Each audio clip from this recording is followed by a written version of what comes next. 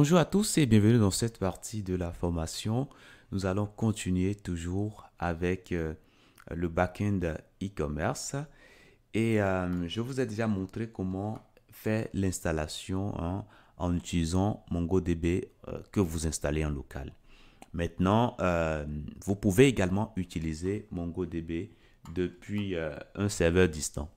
C'est le cas lorsque vous venez sur la plateforme MongoDB, vous allez sur Try Free, vous pouvez directement créer un compte. Je vais vous inviter à le faire. Vous mettez simplement vos informations, first name, last name, email, password, et puis vous acceptez les thèmes. Je vous invite aussi à aller lire les thèmes. Vous pouvez aller lire cela. C'est toujours bien d'avoir une idée claire sur ce qu'on signe comme contrat. Et après, vous faites Create your Atlas account. Moi, j'ai déjà un compte, donc je ne vais pas créer un nouveau compte. Ce que je vais simplement faire, c'est de me connecter directement sur le compte que j'ai déjà avec eux. Une fois que je suis connecté, je vais cliquer sur, je vais cliquer sur Database Access, ici. Et je vais ajouter un utilisateur, donc Add New User. Et là, je vais mettre les informations sur l'utilisateur. Je mettrai ici e-commerce, e-commerce, e-commerce, Mudei, par exemple, voilà, pour le nom d'utilisateur, ok. Et puis le mot de passe, je vais générer automatiquement, ok. Je clique sur Auto Generate Secure Password. Je peux cliquer sur Show aussi pour voir. Je peux cliquer également sur Copy ici pour copier. Ça, c'est bon. Maintenant, nous allons ajouter un rôle. OK, donc on va cliquer sur Add Build Role. Et là, nous allons choisir tout simplement Atlas Admin. OK, donc ce faisant, cet utilisateur aura la possibilité de gérer sans limite voilà, notre base de données. Donc, une fois que c'est bon, je vais cliquer sur... Alors, je n'oublie pas de cliquer sur Copy. Voilà, ça me permet de copier mon mot de passe. Je clique sur Add User. Et là, c'est bon, l'utilisateur vient d'être créé. Voilà.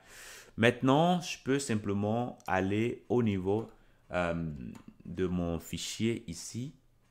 Je vais rapidement ouvrir un nouveau fichier avec CTRL-N, CTRL-V pour coller le mot de passe que j'ai copié tout à l'heure. Ok, je le copie, je le colle en lieu sûr. Et maintenant, ce que j'ai à faire, c'est de revenir au niveau de database ici et je vais pouvoir cliquer sur Connect. Je vais cliquer sur le premier. Alors, je clique ici sur Connect your application. Je clique là-dessus ici. Et là, j'ai simplement à copier ici. Voilà. Je clique ici pour copier. Je reviens là au niveau du fichier .env et je vais simplement dupliquer ceci et je vais mettre ceci en commentaire.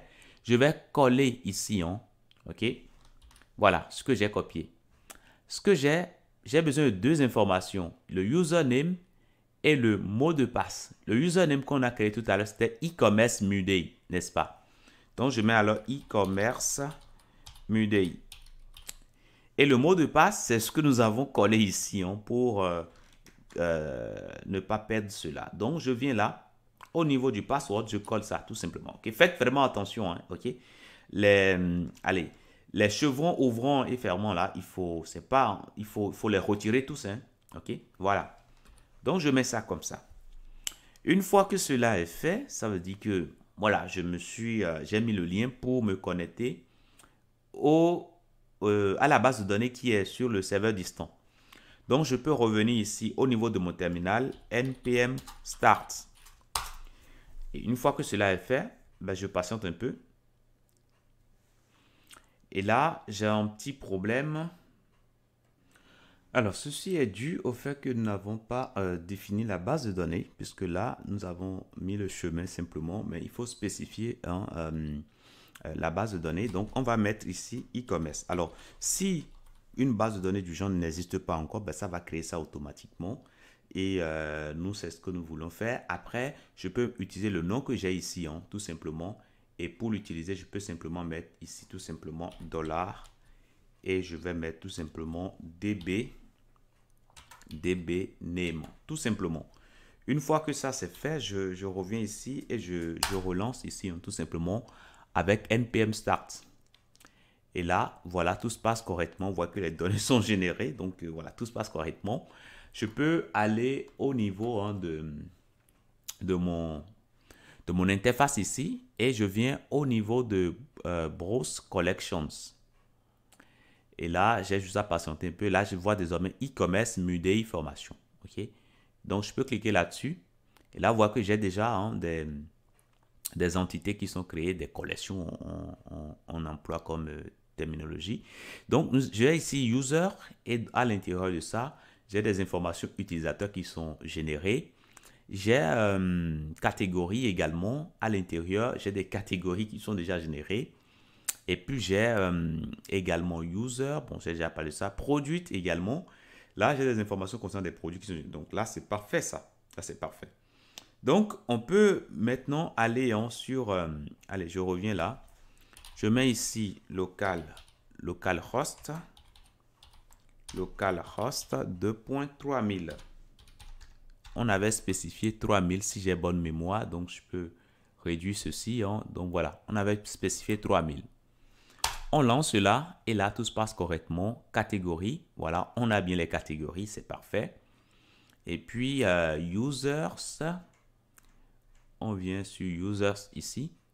Et là, on a bien les données concernant les utilisateurs. Donc là, c'est bon, c'est parfait.